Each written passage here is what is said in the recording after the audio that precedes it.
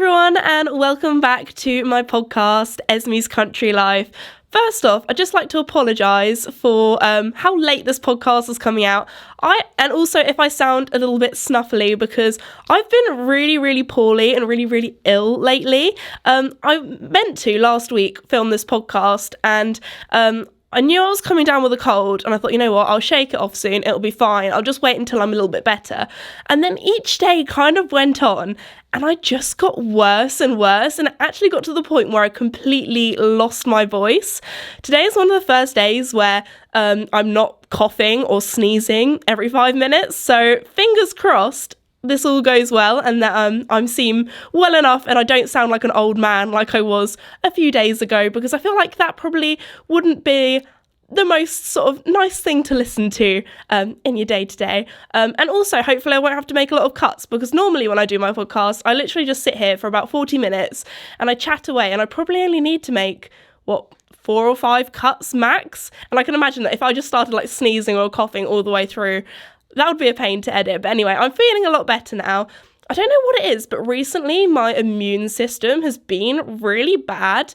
I don't know if it's from like after the pandemic. I remember when I was in school, I would never get ill. Like, I can probably remember all the days that I had off sick as a kid at school. And then obviously I think it's because at school you're mixing around with kids all the time. Your immune system, it kind of sees everything. You're with people. And I feel like my job now is totally different. Like, I'm normally outside with the horses and not really with many people. So it's normally when I go away that I get ill. So I think I got ill probably from the plane journey, because obviously you're with a lot of people in a confined area. So recently, you probably heard from the last podcast, I've been in Dublin and Belfast for my book tour. So I've got 2 more days left on my book tour that I'm going to be doing. So once this podcast's out, I probably would have done the Piccadilly one in London, so that's quite good fun.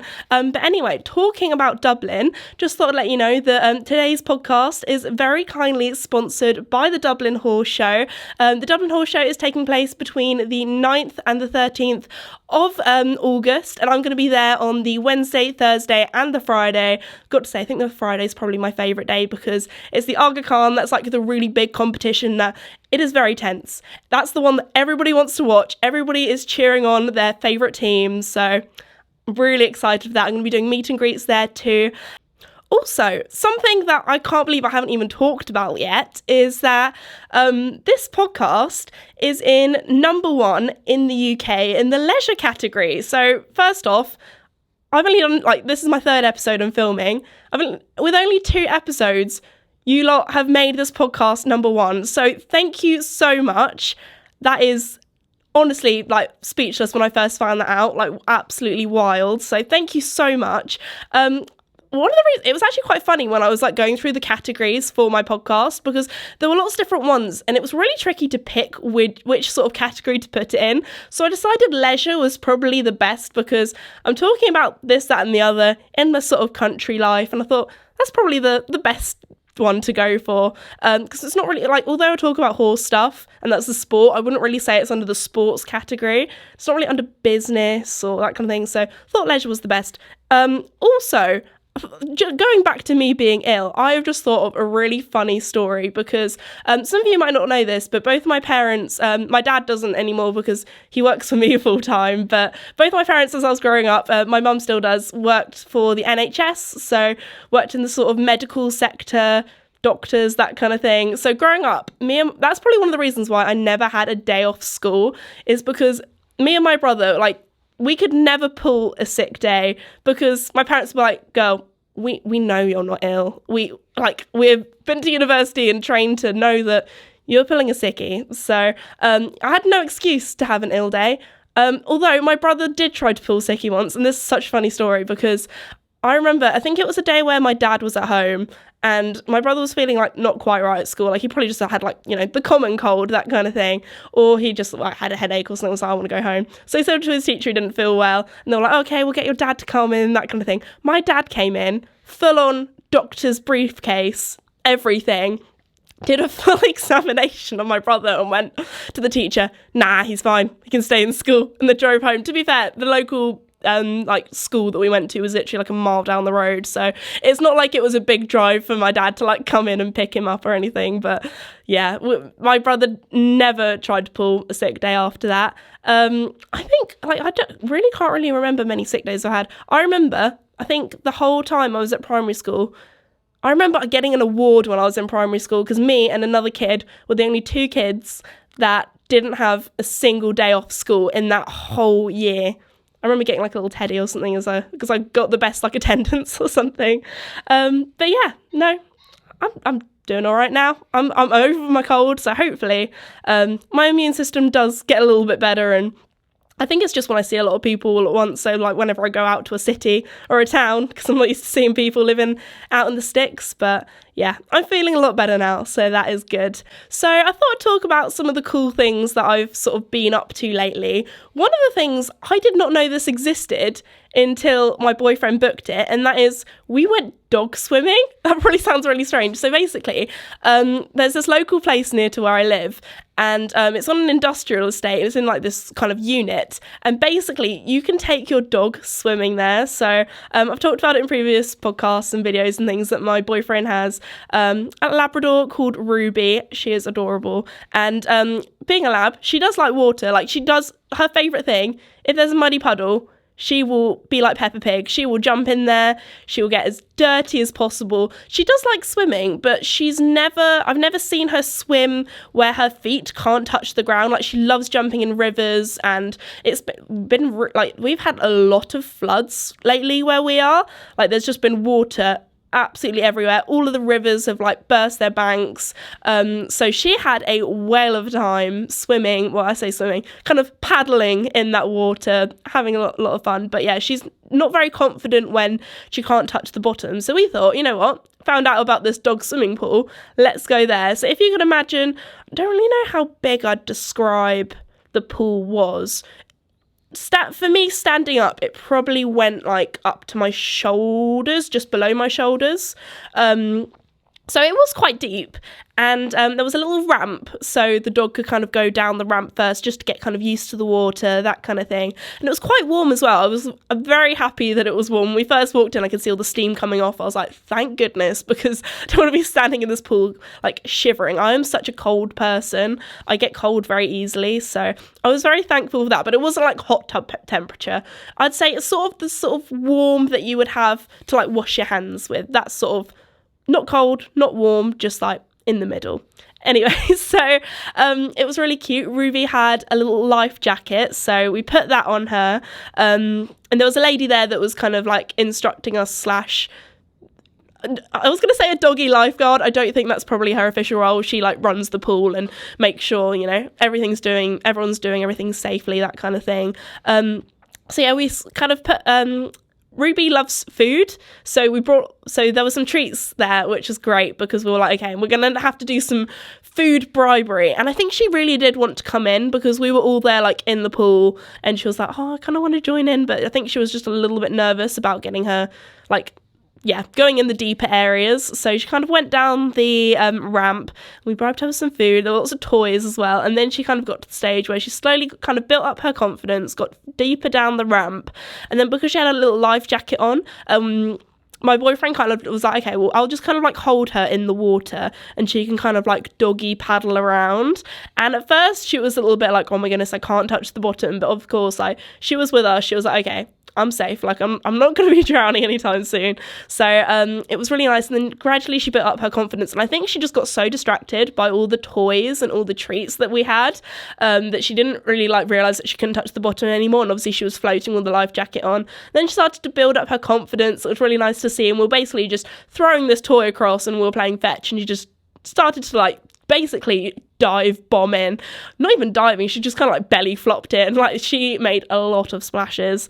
And then gradually, like, she got to the stage where she was swimming really confidently, which was so nice to see, as I've never seen her like properly swim without touching the bottom.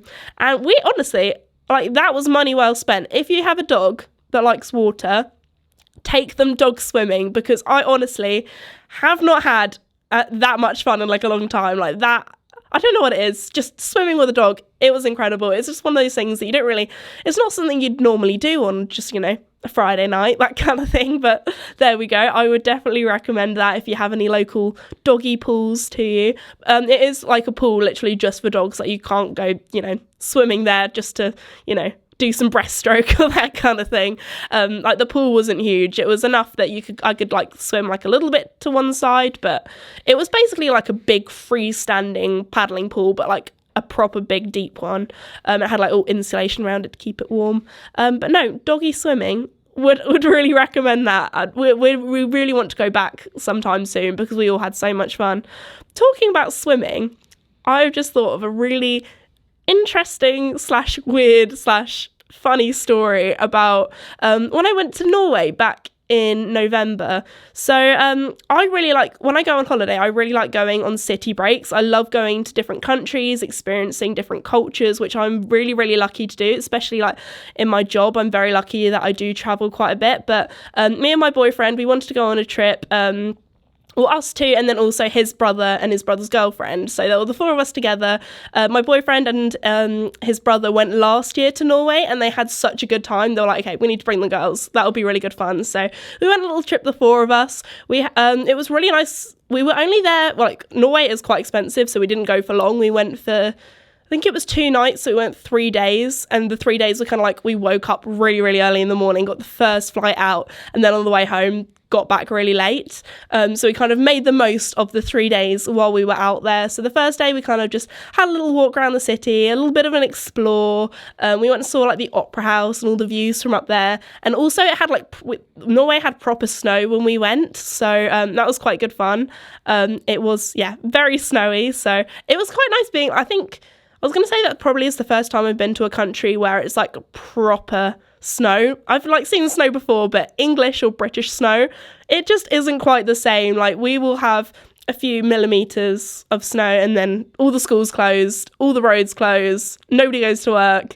The country is in panic as soon as it starts snowing over here because we're just not used to it. Especially all the cars don't have proper snow tires either. So it was nice to see proper deep snow. But the thing is, it didn't actually, everyone was like, oh my gosh, it was in a way properly cold. But actually I think the UK's level of cold, I'd say, is probably worse, even though obviously we don't have snow. I think it's because everyone I know that's from a cold country, I've got one of my best friends is from Canada, and she says the UK cold, it's at a different level because it's normally wet and windy, so it feels 10 degrees colder than it actually is, even though we don't get snow very often. So because it was sunny when we went and it wasn't that windy, it didn't actually feel that cold. Also, on one of the days we went for a really big hike up this hill, and then we could see the whole of Oslo, which was the city that we were staying in, from the top, and that was really beautiful. And then we were in the snow and that kind of thing. We went to this ice lake too, which was really cool. At first I was like, oh my goodness, being very British, I was like, I do not want to walk on an ice lake in case, we fall through. But all the locals were there on it, and it must have been a good metre or so thick ice because it is a proper cold country. But in the UK, you're very much the thought of walking on an ice lake is absolutely terrifying. So that was really good fun. Anyway, on to the weird story. So while we were in Norway, on our last day, we thought, okay, we've done quite a lot of different things. How about we have more of a relaxing day? We had we had a few hours to go somewhere kind of nearish the airport before we went. So we thought, you know what, there's a really nice spa hotel here. Why don't we go for a little spa afternoon? We can go in the swimming pools, go in the saunas, that kind of thing, get some lunch there. We thought, oh no, that would be a nice, idea to warm up. So we went to the spa place. My boyfriend didn't bring any swimming stuff. Luckily, the other 3 of us did bring swimming stuff. So one of the first things he did ask was can I buy some of your swimming trunks? And I'm like, yeah, that's fine. You just you had to have this what's them called, kind of a wristband, and it had a little chip in, and then it was connected to your card, so you could they would track if you'd bought stuff. So if you wanted to, buy some food or that kind of thing, you could use your wristband rather than, having to bring your phone in or bring your card in or all that kind of stuff. So you could wear it in the pool and the saunas, that kind of thing. So anyway, they gave us this little thing of instructions, and it was just normal kind of spa rules, don't bring your phone in because people are, and don't, eat in the pool and that kind of stuff. And we're like, oh, okay. And then, so we went in, thought, normal spa. Obviously, in different countries, there are different cultures. And in the UK, getting changed naked in front of everybody isn't a very normal thing. I feel like the British people, we are very reserved. So, and I've been to like Scandinavian kind of countries before, like when I was in Denmark for the World Equestrian Games, World Championships, that's what it's called now, the World Championships. I went swimming in the like pool hotel that we were staying at, and, you know, everyone was kind of like naked in the change rooms, which, you know, in the UK, you either have like a little cubicle or, you know, I feel like it's probably is more hygienic. Like a lot of pools, the rules are you have to like be completely naked, have a full-on shower before you get in the pools, which when you think about it is more hygienic. But in the UK, like people literally just have their swimming costume on, jump under a shower, even if like, I feel like not even everyone does that, like just jumps under the shower, doesn't even wash properly and just gets in the pool. It's like, it's got chlorine in, it's all right.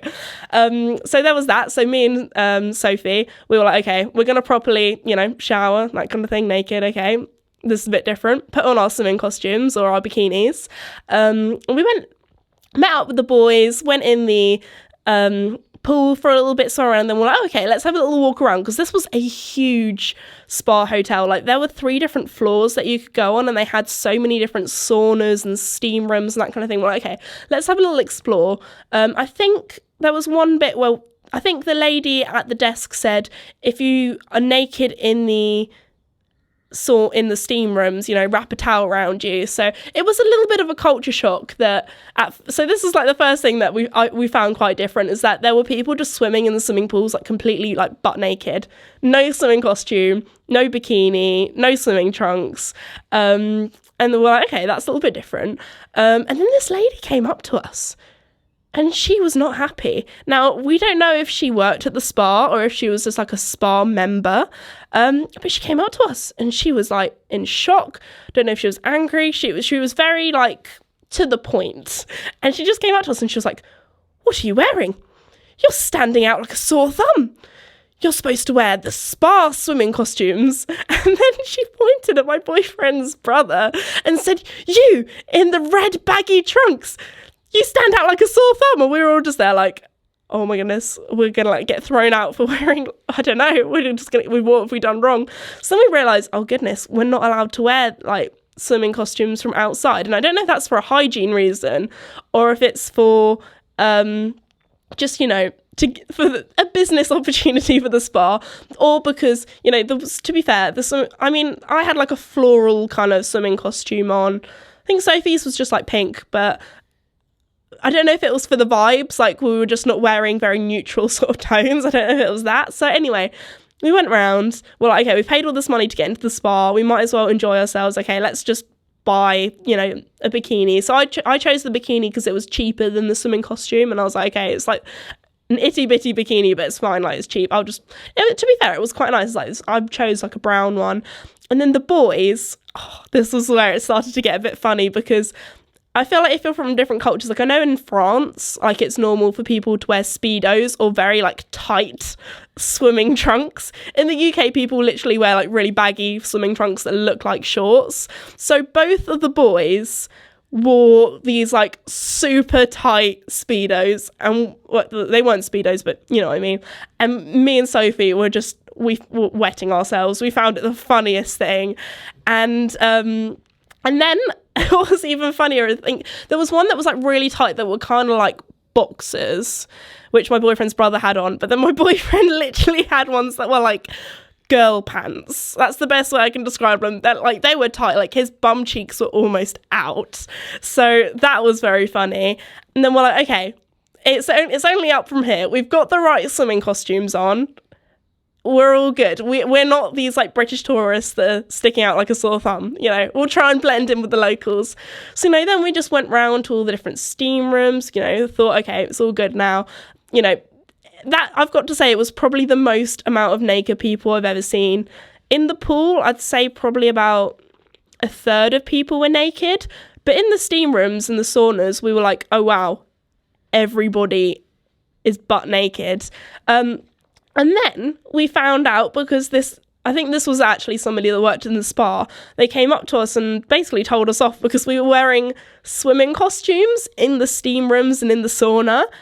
And he was like, yeah, at our spa policy is you're not allowed to you have to be naked to be in the sauna or in the steam rooms. And that blew my mind, because in the UK, that would probably be illegal. Like, can you imagine going down to your local Freedom Leisure? You've got Gary from down the road, and he's just like butt naked in the pool. Like, I just can't imagine that. So as I said before, we were being very respectful. This is a different culture to what we're used to. Obviously, different things are normal. So we were like, me and Sophie were like, I don't want to see, maybe my future brother-in-law naked, or I don't want him to see me naked. So we were like, oh my gosh, what on earth do we do? So I think what we ended up doing was, because when you were in the sauna, a lot of people had towels down, because at first I was like, oh my gosh, is that unhygienic, being completely naked in a sauna or a steam room? And then I realised everyone was sitting on towels, so me and Sophie just went in with towels around us, and the boys, it was a little bit easier because they could just wrap a towel around their waist. They don't have boobs. So anyway, we've enjoyed the rest of our spa time. Me and Sophie absolutely sweating while we were in the saunas and things with a towel around us or a robe around us. But yeah, that was my Norwegian spa experience. If you are from Norway, please let me know if that's normal or not, because I don't know if they were English tourists, let's just mug them off, let's make them buy the swimming costumes and be naked everywhere. But to be fair, there were a lot of people that were very comfortable being naked, and I feel like for anybody that is British, it was just very different to what we're used to. I don't think I've been to some spa hotels and some spa places in the UK on holiday, or as a little getaway kind of long weekend, and I don't think I've ever seen anyone naked at any of them. So that was my funny story, or my interesting story of my trip to Norway. That was back in February, but yeah, a very different trip. I had a really good time though. Would definitely recommend Norway as a holiday. Also, one of the things that I really did like about Norway was or Oslo, because that's kind of basically the only area that we went to, was this city was so clean, especially compared to, UK cities. Also, there was some things that surprised me also with the culture. People would just leave their kids out in a pram, outside a shop, because it's a lot of this country is really safe. In the UK, if I had a dog, I don't think I'd even leave my own dog outside a supermarket or a shop. And I remember talking to my granddad about this, and he was like, oh, well, 50 years ago, that was probably normal. Probably a little bit more than that, 60, 70 years ago. Basically, back in the 40s and 50s in the UK, that's what people would do. You just, leave your kid in a pram outside a shop. But you couldn't dream of doing that now over here. God, that would scare me. I feel especially after Joey's had his injury, I am very protective over my horses. They're like my fluffy children, but I feel like I'm going to be one of those mums where I'm going to be I'm never going to, I'm going to be very paranoid. Could not imagine that ever. Another thing that's happening in my life, which is very exciting, is that I'm going to be moving back into the cottage. I was going to say finally, but I feel like everybody that I've talked to has been like, oh my goodness, you have done all that building work so quickly, which looking back on it, I probably have. Although it has felt like a very long process, because I went and viewed the house for the first time almost a year ago. It was end of April, beginning of May, I believe. I got my offer accepted beginning of May, so I think it must have been end of April. So yeah, it's coming up to a year now. As I said before previously, with the whole probate thing, I didn't get the keys until end of October. So the work really started November, and then fast forward, yeah, we've done a lot. The house has got a new roof. I've talked about all that, but yeah, the carpet is now down. I feel like having the carpet down has been the biggest difference. The house honestly feels like it's gone from building site to home really, really quickly. Also, just after having the roof done, I feel like that also made it feel a lot more homey, because it is a lot warmer now.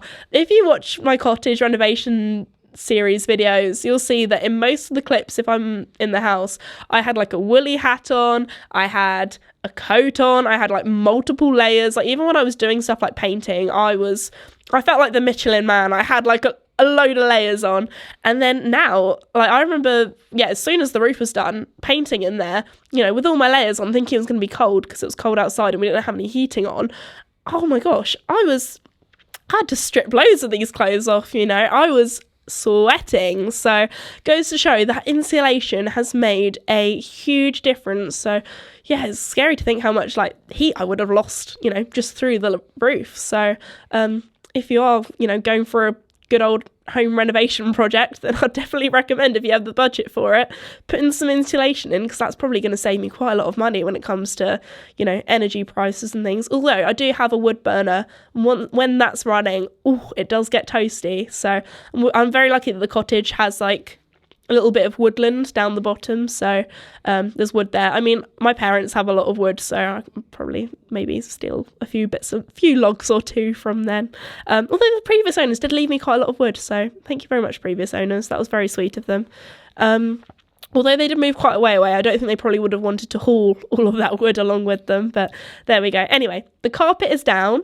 So far upstairs, I've moved the bed that was downstairs, because I was living downstairs for a while because there was carpet moth. I didn't want to move any of my soft furnishings upstairs. So I've got a bed upstairs. I've got a bedside table, which isn't mine. That's actually my parents' that I'm stealing for a little bit, or borrowing. And that's pretty much all that's upstairs. I mean, I've got the bathroom. That's all done, so that's really nice. So at the moment, I'm probably on the hunt for some furniture.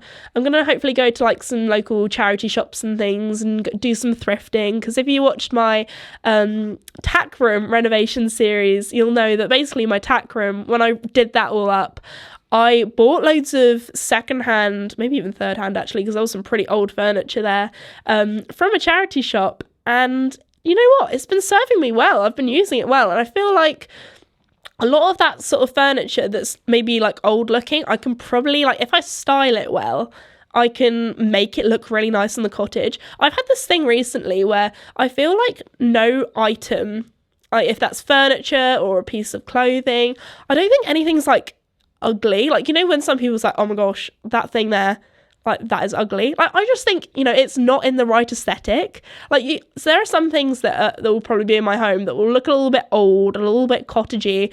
And in, like, a modern house, like, that would stick out like a sore thumb, like that lady was saying earlier. But I feel like if you style something right, or if it's with the right aesthetic, then I feel like, there are just some things that are meant to be with others, and you can really style it well. So that's what I'm going to do when I go thrifting. I'm going to go on I find it quite fun. I feel like I'm going on a treasure hunt. Like, you go through loads of different stuff, and then you find that one thing where your heart kind of goes like, oh my goodness, this is what I've been looking for so long that I never realised I knew that I wanted. But I don't know if anybody else is like that. I'm like that. When I go shopping, like, I'm kind of like meh, meh, meh, and then there's something and I'm just like, oh my goodness, I love it. I know some people will probably hate it, but for me, in my heart, I absolutely love it. So, I've been looking at some websites online that do like secondhand furniture, antique furniture, that kind of thing. So I've been looking around at that too. But I feel like also a lot of the stuff in charity shops is often like a darker wood. I feel like obviously you can paint things, but if it's like really pretty dark wood, I don't really want to paint some things. I feel like some things just look better in the wood. Don't want to spoil it. But also in my house, like all the beams that we have, the structural beams, which, if you've been watching the series, you'll know that we have had a bit of a palaver with those, but they're all good now. The structural beams are actually doing their job, so my house isn't falling down. They're actually quite a dark wood, so I feel like if I did find, a very old chest of drawers that was like a dark wood that most people would probably look at and be like, that is a little bit ugly and that is not for me. I feel like if I style it correctly in the cottage, it could actually look very cute. So that's what I'm on the hunt for at the moment. Probably a little bit similar to my tack room. Maybe not as oldie style as my tack room. I'll probably go for more of a cottagey look, but you never know. I have to wait and see what I find. So that's going really well. Also, I'm going to have to do a lot of measurements because the stairs, we had a bit of fun taking my bed up there. There was some little areas that we might have scratched the paintwork going up the stairs, which is not very good. But we did only end up doing one coat on the stairs in the end, or like the banister / paneling going up the stairs, not the actual stairs because that's carpeted, but we only did one layer in the end because the carpet man was supposed to come on a Friday and he came on a Tuesday, and we hadn't painted that yet. So in a day we were like, quick, we need to paint everything. So I had a mad rush doing that. Very kindly had some help from my dad. So thank you very much, Dad. On his birthday as well, of all days, felt absolutely awful, but thank you very much appreciated. We got everything done in time for the carpet guy, so that was all good. Anyway, yeah, there are a few nicks or two, but it's fine. We need to do a second coat of that, so it's all good. And I probably won't do that second coat until I've moved quite a bit of the furniture up, especially my bed, which is still currently in my loft at my parents' house, which I think we're actually going to have to take it apart, because the way my like corridor / stairs are in the cottage, it would be all right if the stairs would like directly... Oh, just tap the mic then. Sorry, little mic. Let me just leave that there.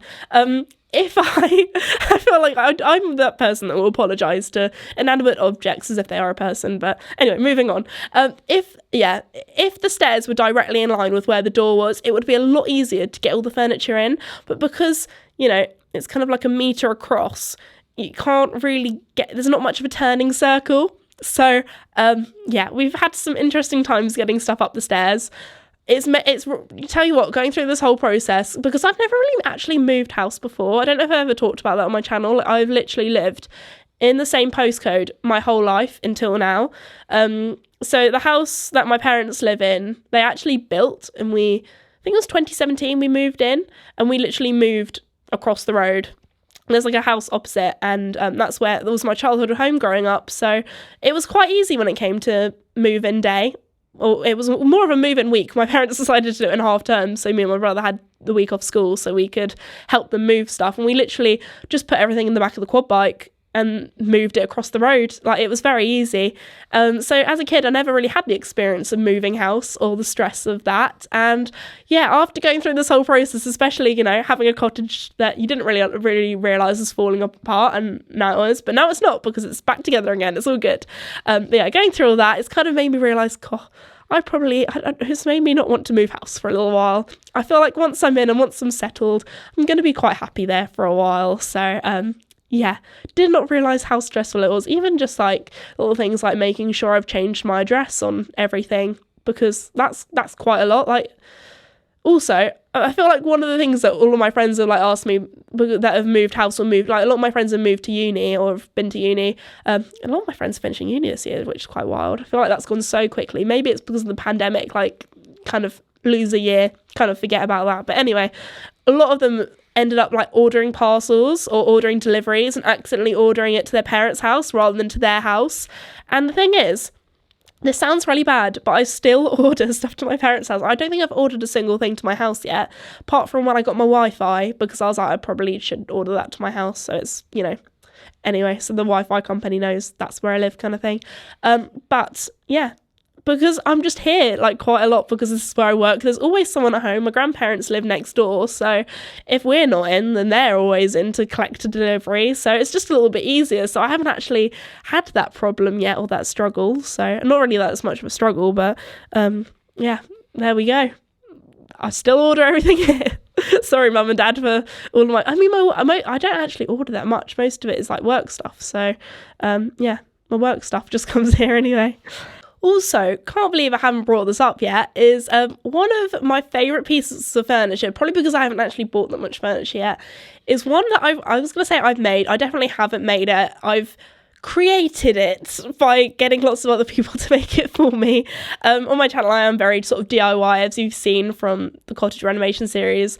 I've done a lot of stuff myself and a lot of things to save money, also to, show you guys that if I can do it, then you can too. But anyway, yeah, this one thing I was like, okay, this is like a little bit, I'm going to get a professional to do it. And that is my dining room table.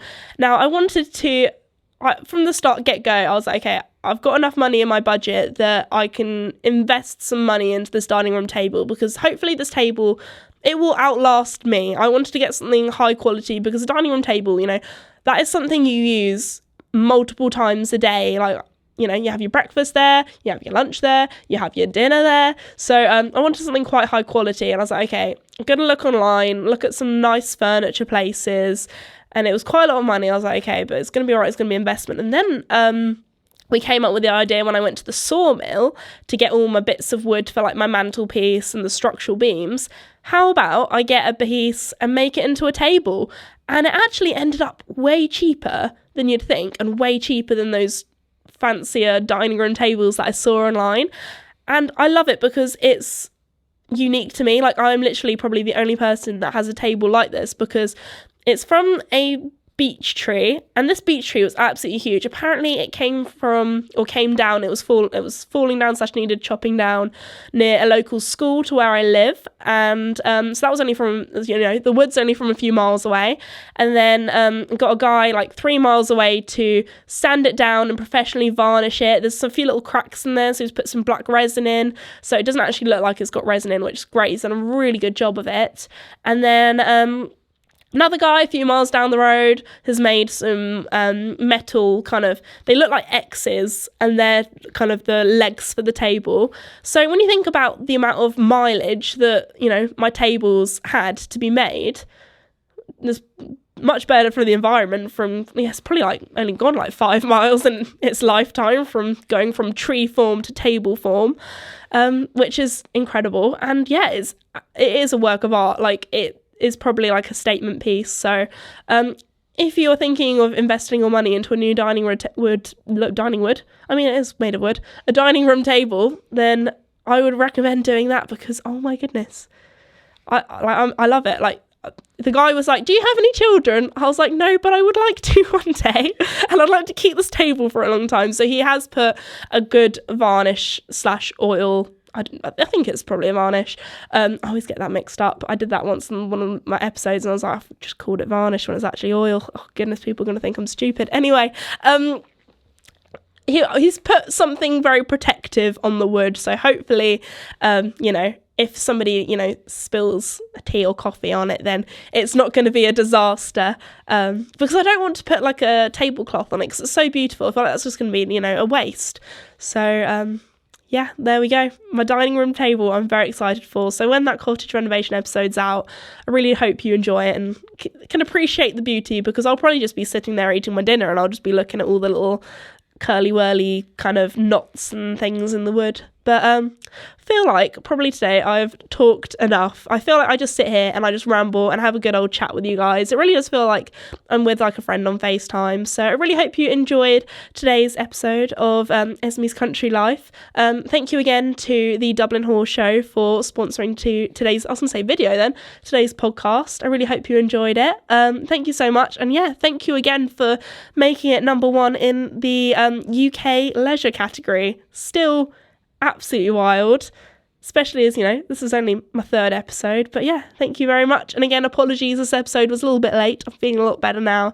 Normally with YouTube videos, I'm very good at making sure that even if I am ill, I have like a few videos that need editing, so I'm always good. But obviously this is a little bit new for me. I haven't sort of stacked up my podcast episodes or pre-filmed any in case something like this happens where I'm ill or there's a major traumatic event in my life where I'm just unable to film or that kind of thing or record. But yeah, anyway, hope you enjoyed it, and I'll see you all next time. Bye.